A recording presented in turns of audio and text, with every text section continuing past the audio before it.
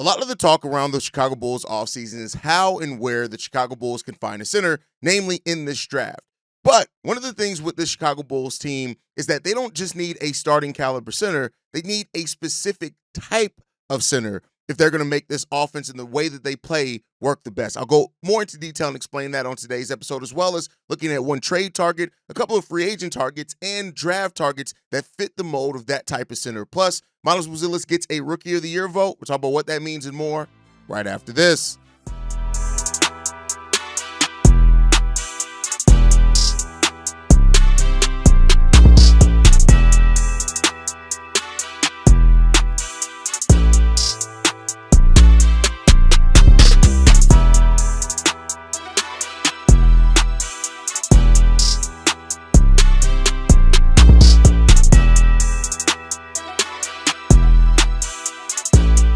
What's going on, Bulls fans? Welcome to another episode of Chicago Bulls Central, your number one spot for everything Chicago Bulls related. I'm the host, Sarah Hayes, but more importantly, you guys can follow the channel at Bulls Central Pod on every social media platform we happen to be on. With that said, let's go ahead and get into this content for today, y'all, and I want to talk about this, right?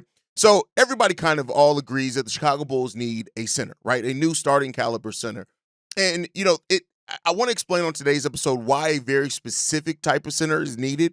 And I would compare other teams that play with a similar style to the Bulls and why that is, right? We've heard things like, Danny Wolf and trading for Sabonis potentially and things like that. And I want to explain and kind of go into more detail on why those type of centers, like they could work, right? It's not that they can't come in here and be effective, but if you want the best and optimize the way in your play style, that fits the pieces that you already have here, you need a specific type of center, right? So let's talk about it, right? Teams that play fast and compete for playoffs typically have the type of big man that, or they have multiple. That's when you really get into the least hours. They have multiple that can protect the rim, rebound, and run in transition, right? Now, some of those also have switchable bigs, right? That also can switch onto multiple players, right? That can switch on the guards, that can switch on the forwards, right? Those type of things, right? The Chicago Bulls were second in the NBA in pace last year, right? They were second only behind the Memphis Grizzlies, with the Atlanta Hawks, Washington Wizards, OKC Thunder, all in the top five as far as pace, right? And when you look at that, let's start off with the Wizards, even though, they're not a great team, right? You have Alex Sarr there, who is a hugely athletic big man, right? When he was on the floor, though, the Washington Wizards were in the 99th percentile in terms of possessions started in transition, right? That's when he was on the court. Now, we'll see how that translates next year as they build the roster kind of more around they were doing, right? But they were also tanking, so you can't really take a full gaze into them, right? But let's look at then Memphis. Memphis has three big men who are hugely part of their transition game. Brandon Clark being one of them, right? When he was healthy, was a really big part of that, and they were really effective when he was on the court. Zach Edey, who the way that he gets rebounds specifically and block shots was really good. And then they have kind of the do-it-all guy in Jaren Jackson Jr. I know the way that their season ended has brought in a lot of disappointment around Jaren Jackson Jr., understandably so. But when you look at what he did in the regular season, switching into multiple positions, shot blocking, right? The rebounding number wasn't great, but the rebounding rate was decent, right? But that defensive aspect, on-ball defense specifically, was a big part of him. When Clint Capella was on the floor for the Atlanta Hawks, and we all know Clint Capella's on the slide, they were in the 78th percentile as far as possessions generated that started in transition, right? You look at Trent Holmgren and what he did for the OKC Thunder team, we already know the way that he's able to get rebounds, get off and go, his defense. You also have Isaiah Hartenstein there as well, right? And then the Indiana Pacers. Right? They were seventh in pace, right? And they had Pascal Siakam, Myles Turner, who both can block shots, rebound, stretch the floor, and Pascal plays they both play a little bit of defense, right? And so it's clear that one thing is there. If you are going to be a playoff team with playing a fast pace, you need a defensive-minded, athletic, or switchable, or damn near, like the only one that you look at is not switchable is Zach Edey, right? In that list that we talked about. You need that type of big, right? Even going over to the Denver Nuggets, who are 8th in pace in the league, which they got Nikola Jokic there, and they're still 8th in pace. But you know why? Because they have Aaron Gordon, they have Michael Porter Jr., Two guys also that can rebound, start the break, right? They usually give it off. They can finish it, right? And let's look at the Cavaliers. They were 10th in pace. They have Evan Mobley and Jared Allen, two guys that also extremely good defensive bigs that can rebound, block shots, right? That can lob threat in both of those guys as well. That I say all that to say this. It's not just about getting a center. And it's really not even just about getting a starting caliber center. When you play at the level and pace that the Chicago Bulls play, you need mobile, athletic bigs. That's what you need, right? And one could say that Matas Buzelis is a step in the right direction there, absolutely. I personally would like to see Matas play more 3 next year, but we'll see what Billy Donovan does, right? But then when you start looking at the bench and the production, like the closest thing that we had to that, and let me be clear, he's not that. But the closest thing that we had to that last season was Zach Collins. When you look at Zach Collins when he was on the basketball court for the Bulls, our defense was rated about 12th, right? And keep in mind, not even a great on-ball defender, but what does Zach Collins do? He guarded the 5, the 4, and when you look at his defensive stats, he guarded the 3 when he was here with the Chicago Bulls almost 26% of the time. That's not a huge margin at all, but it does show just having a big that can guard multiple positions does so much for your team when you're playing at a fast pace. That is important. That is really important. Now, how many bigs do the Bulls have of that? None, right? Like I said, Zach Collins is the closest thing to that. I know people are going to try to bring in Jalen Smith. Jalen Smith is not a good on-ball defender. He's never really been a good on-ball defender. He doesn't shape up to be a good on-ball defender, but he can get out in transition. He can rebound. He can stretch the floor with threes. Those are important things in that case. He's just inconsistent in that. So let's say you got 2, right? You got Matas. You got Jalen Smith. You got Zach Collins who can do a little bit of it. He showed in a short spurt that he can do a little bit of it. Okay, you got those 3 guys, right? But are they the caliber of player that you need if you're going to be this quick, fast-paced team as well as competing for the playoffs? Because that should be the goal here for the Chicago Bulls next season. Go further than what you did before, right? You need those types of bigs. So how do the Bulls acquire those type of bigs? Well, let's take a look. Let's look at the free agent class. Let's look at the center class in the free agency, right? The only starting caliber bigs, and if there's question on that, Brook Lopez, which he looks like he's on the slide. Can you even really call him still a starting caliber big? You got Clint Capella, who I think in the right situation can still be starting caliber. You just aren't going to look for a lot of them other than shot blocking, rebounding, and catching some lobs sometimes. Okay. You got Myles Turner, right? Those are the 3 starting caliber bigs. Myles Turner is a guy that a lot of Bulls fans have brought up, and I can understand it there, right? Like, I think also with the Bulls, they have $19 million in cap space after they're assuming they re-sign Josh Giddey and after drafting their first round pick. But then you got Myles Turner there, right? Who can play. He is a switchable big, not necessarily the best defensively, but has some of that you definitely look at. And maybe he's a guy there, right, for the Bulls. Maybe the Bulls do look at Myles Turner and say, hey, if we can't get and the one thing about the NBA, right, is that the draft comes before free agency. Unlike it, in the NFL, it's the other way around, right? So if the Bulls don't get their big man in the draft, right, and let's say they get a Rasheer Fleming who plays 4, right? Let's say they do. I'm just using that name, right? I know Rasheer Fleming may even eventually be a small ball 5, but let's say that's what you get, right? Then maybe you do go out and supplement that. Now you have Rasheer Fleming, you got Matas Buzelis. Maybe you go out there and try to get a Myles Turner. Now, I do think the Pacers are going to be really trying to keep him, but Myles Turner, as a defender, when he was on the court, teams scored a negative 3.4 points per possession. So 3.4 points per possession, worse than what they did when he was off the court. They also shot a worse effective field goal shooting percentage. Turnovers went up for the other teams, right? And their offensive rebounding numbers went down because, again, Myles Turner is a good, solid defender. I think there's some times where his defense can be a little bit overblown, but all right, let's say, so bam, Myles Turner. That's probably your best free agent option out there center-wise, right? As far as starting caliber centers. When you look at some of the bench reserve bigs that could be in there, Luke Cornett, we've had that. I don't think that's going to work here. I think he works there because of in Boston because of he's not asked to do a lot. Day'Ron Sharpe, 23 years old. I wouldn't mind taking a flyer in Day'Ron Sharpe, but do you want him to be your starting center going into next year? 24-year-old Jackson Hayes. Jackson Hayes started for the Lakers. The defensive rating is actually pretty good when he's on the court, but then when you see him against bigger bigs, you realize that's not really You don't really want that as he's more of a reserve caliber big. So let's just say out of the free agent options, you got Myles Turner, Day'Ron Sharpe, Jackson Hayes. Myles Turner, you may not be able to get. It could be a bidding war. Again, we got $19 million in cap space. Unless we work out a sign and trade or trade another player without really taking much back, that may not fit. The players that are in the Bulls' salary range in Day'Ron Sharpe, Jackson Hayes that also fit our style of play, do you feel confident about them being your starting caliber center? Right? Let's look at the draft. Right now, the draft is something that you don't have a lot of control over. You just don't. Right? And while people are talking about players like a Derek Queen, who is okay defensively, he's active defensively, which I've said many times before, that points to being a pretty good base there. If you have a guy that's not necessarily the best on-ball defender, but is giving a big effort when it comes down to that, you usually can work that to become a solid, right, defender when it comes down to it. But is he going to be extremely switchable at the next level? That remains to be seen. Right now, offensively, we all know what he can bring offensively. There's not really any questions about that. Block-wise, he averaged 1.1 blocks per game, 1.1 steals per game, but he has that below-the-rim center game. He's 6'10", 246 pounds. Some people even question if he's more 6'9" than 6'10". I think he's a legit 6'10", personally. So you got Derek Queen. We don't know for sure if he's even going to fall to the Chicago Bulls. He can very well rise up, right?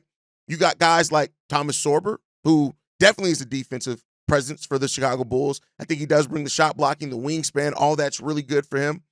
Like I said, Rasheer Fleming, depending on how you want to look at him, I think one of the biggest concerns with him is that you actually find out that his best position is center, but then again, 7'5" wingspan, 6'9", a guy that has the defensive motor, he has the quickness, he has the footwork, all those type of things. But then there's some questions on, well, he played with a shot blocking big, and how much did that help inflate the blocks that he was able to get, right? Legitimate questions there. But as a prospect that, is more of a below the rim center, but still has some really good athleticism when it comes down to it. I think that his upside is at the 4, which means that, again, I'm not mad if the Bulls pick Rasheer Fleming, but we're talking about center prospects here. I hope that Rasheer Fleming is a 4, right? And then in that case, you got Matas, you got Rasheer Fleming. Okay, maybe then it does make it a little bit more feasible that then in offseason, you go and sign a guy like Jackson Hayes. You take a flyer on a guy like Day'Ron Sharpe, right? Because you got Matas, you got Rasheer Fleming, both solid shot blockers in their own right. Rasheer Fleming, amazing shot blocker, especially with weak side defense. And then maybe you hope that you get that, right? You can maybe not have has to be the uber starting caliber center because they can get starter level production based off where your team is. Okay, cool. If you can get that, if Rasheer Fleming's your guy, which again, I'm not mad at the pick of Rasheer Fleming, you get that. Asa Newell kind of fits that. There's some legitimate questions about his size, right? Shout out to my boy Vaughn on that. But I think the switchability there, the shot blocking there, the rebounding, a little bit questionable, but I think he's going to have to add to his frame. I think that'll make him a more solid rebounder. Keep in mind, I'm talking about the knocks here again because Asa Newell is one of the guys that I absolutely hope that the Bulls draft, but I'm not going to just be a front runner there. There are some legitimate concerns. He has to add strength at the NBA level, right? Now, the transition game, no doubt about that. He can get out and run with this Bulls team, but some doubt about his size, right? There's some doubt about his ability to score. The defender, people feel pretty confident. Rebounder, he's going to be pretty damn good at. Shot blocking, he's going to be pretty good at. That lack of strength, though, is going to bring some big concerns when it comes down to that, right? So we'll see what happens there. But, okay, so another guy, Asa Newell, potentially in the draft, right? That could work out for the Chicago Bulls. But guess what? People were talking about Danny Wolf. He doesn't fit that mold at all. Danny Wolf would be more so keeping what we have going with Vooch right now and having a younger and hopefully a player with more upside on it that can fit in a little bit better, but it's still not switchable, not really great in transition, not the best passer. He's solid in passing, but not the best passer. Asa Newell's not the best passer either, though, so there goes that one on that, right? Kaman Malawak. Now, that's where you get into the thing at. Now, Kaman doesn't really fit a lot of what we talked about there. Doesn't project to be overly switchable at the NBA level. Projects to be a really good rebounder. A threat to stretch the floor, maybe not. There's been some back and forth on his shot and how well that's going to be, right? But rim protection, absolutely. The ability to run, a rim runner, really good there. Transition a little. He's a very smart player when it comes down to it, right? his conditioning hasn't been the best, but that's something that you hope with getting with NBA, coaches and things like that. You work on that, right? So there's that when it comes down to it, right? He does score in transition in a really good rate. He's a lob threat, right? I'm not saying that Kaman Malawak is the best option for the Chicago Bulls there. But I'll tell you what, a 7'2 wingspan, 7'5 wingspan, 7'2 frame, tremendous upside. The question when it comes to Kaman is that floor. How that floor could be very low when it comes down to it, right? And in his game, he was reduced to being a specialist in college mainly because of the other players that they had on that team, right? But he has really good form on his shot. His free throw shooting percentage is decent at 76%, right? So he can work on that when it comes down to it. But those blocks, that's where it really want to come down to, right? Now, the blocks are a little bit low considering his frame and his length, but he projects to be that for the Bulls, right? So the Bulls have options in free agency. They have options in the draft. What about trading? And this gets me to the place that a lot of Bulls fans have asked about the potential of trading for Mark Williams, right? Now, I want to take a look. Mark Williams, right? He's averaged 15.3 points per game, 10.2 rebounds, 2.5 assists, and 1.2 blocks per game, right? Last season. The downside to Mark Williams, though, is that he's only played 106 games over 3 seasons. And part of the reason he's not a Laker is because he was sent back due to a failed physical. Now, there's been some questions on, was it a legitimate failed physical or were the Lakers trying to find ways to get out of that deal? It's not on me. I'm not here to talk about that aspect of it, right? So, but at 23 years old, he fits the mold of a young player with experience. He does free up, let's say, that way you can take best player available, right? Let's say you want to take a Rasheer Fleming. You want to take whoever, like name your non straight up center option on the board. Does Mark Williams give you enough of that? The question is can he stay on the court enough? Now, I have my own personal thoughts on I don't really want to see a trade for a player with huge injury concerns because it never really works out for the Bulls. That's just my own standpoint. But on the court, when he's actually able to be on the court, Mark Williams basically brings everything that we just talked about that you want. The problem is how much of it are you going to get from him, right? Now, he has 1 year left on his rookie scale deal, so you'd be putting yourself in basically a Josh Giddey type situation where you got to make a decision for him at the end of the season whether you're going to extend him or not, right? But there is upside there, and I'm not going to act like there isn't upside. The question is, what would it take to get him, right? This is a guy that's played started 77 games and only 106 games played in 3 years. So what would it take to get him? I think we got to look at what the Lakers offered. They offered Dalton Knecht, who was an older rookie, Cam Reddish, who was just basically salary cap filler, a 2030 first-round pick swap, and a 2030 unprotected first-rounder. Now, I want to look at what could the Bulls offer that's similar to that package, right? Now, I think our pieces are younger, but let's just say you can offer Julian Phillips, Dalen Terry, a 2030 first-round pick swap, and an unprotected pick in 2031. Hopefully by 2031, the Bulls are a perennial playoff team at the bare minimum, and that pick's not there. That is the closest that you can get to what the Lakers offered, right? Now, theoretically, you can add in Ayo Dosunmu, but then again, that's where it gets to the place of, if we're throwing in Ayo to get Mark Williams, first of all, no. Second of all, you better be giving us a pick if that's the case, right? Because Ayo next to LaMelo Ball, and between that and Brendan Miller is potentially exactly what they need as a defender. So you better be giving us the pick in that case, right? So I'm not willing to trade Ayo Dosunmu for Mark Williams. If Mark Williams was a more healthy center with the numbers that he averaged last year, then maybe, right? But I'm the closest proximity that we can get to the Lakers trade for me is Julian, Dalen, 2030 first round pick, and an unprotected pick in 2031. I said unprotected. It's a first round pick swap in 2030. That could end up coming out on the side of the Bulls. But that's the closest that I'm willing to offer to that. Does that get you Mark Williams? And then is that a package that you're willing to part with? You're still getting a first-round pick in 2030, right? You may even be able to keep your own because it may be worse than the Charlotte's pick. And then you're losing. So you're basically losing Dalen Terry heading into his 4th year?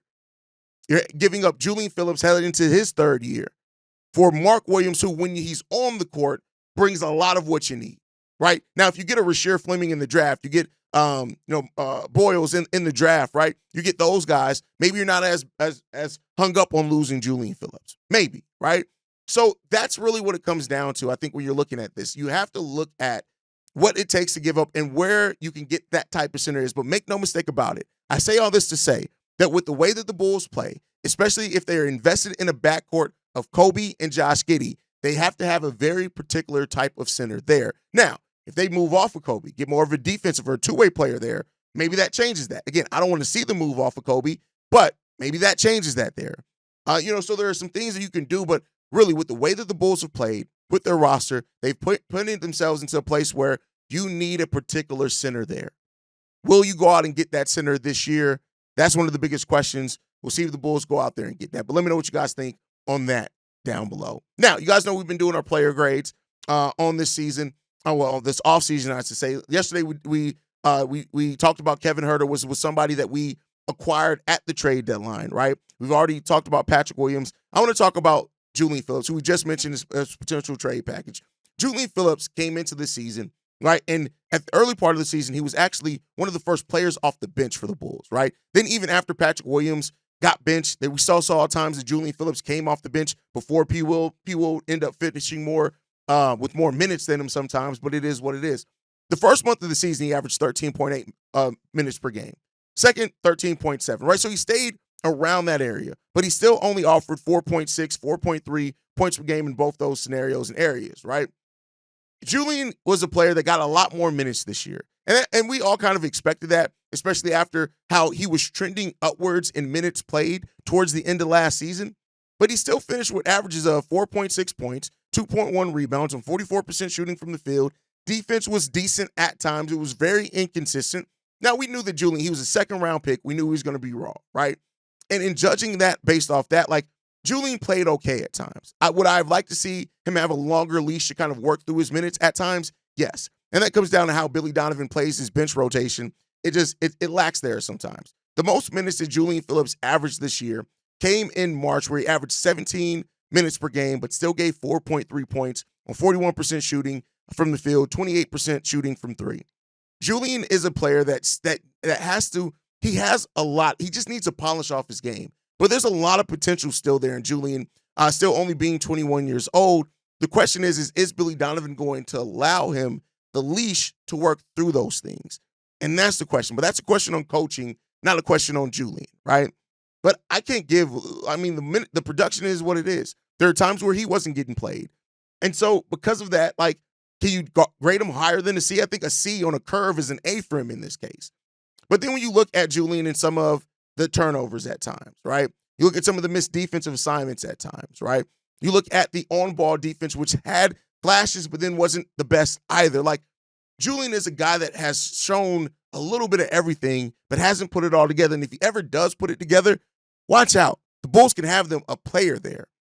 And so in that, I'm going to judge him a C- here. And that's for the expectation of a back of the end of the bench player, right? But then again, he was getting six-man, like he was coming off the bench first in some cases, especially after Ayo went down. But D is probably the way I need to go here. I'll give him a C- because there were still some flashes there, and I do think young players need a leash sometimes to be able to work it out. We saw it with Matas, right? When Matas was only playing 12 minutes here and there, we saw some flashes, but once he started getting the consistent 14, 15, 16, that's when we really started seeing him work through those things. And I just think we need to see a little bit more from Julian. That's my personal opinion. You guys can let me know how you feel down below. Now, last topic before we go, Matas Buzelis got one third-place vote for Rookie of the Year. Shout out to Matas Buzelis for getting that. And it's led many people to blame Billy Donovan for not playing him more early to where he didn't get more votes. And yeah, that's a valid thing, right? But I think overall, in what we're seeing is that we are seeing that people are starting to recognize who and what Matas Buzelis can be. And him coming into next season as the starter, that's going to be where you really see a lot from Matas Buzelis, especially if he's relied on to do more offensively. So I just want to spend a little bit of time, giving Matas Buzelis his flowers for getting a third-place Rookie of the Year vote and for finishing the season really strong. And he finished the season as one of the best rookies. Stephon Castle went on to win Rookie of the Year. I do think that's warranted. It is what it is there. But Matas, man, he played really well. And things are looking up for Matas. And don't let the third-place rookie or not being higher up in the Rookie of the Year voting make anybody realize Matas Buzelis, when a starter, was one of the best rookies of the 2024-25 season. I can't wait to see what he does in 25, 26. But that's my time for today, guys. Make sure you guys are following us at Bull Central Pod. You send us any feedback, questions, comments, concerns, bullcentralpod@gmail.com. Lastly, if you want to leave a text message and our voicemail for the mailbag, the number to do so, 773-270-2799. We are the number one spot for everything Chicago Bulls related, but that's thanks to you, lovely and beautiful people. And like I like to end every episode on, go Bulls. Love you guys. See you right if you can, y'all. Peace. This has been a presentation of the Break Media.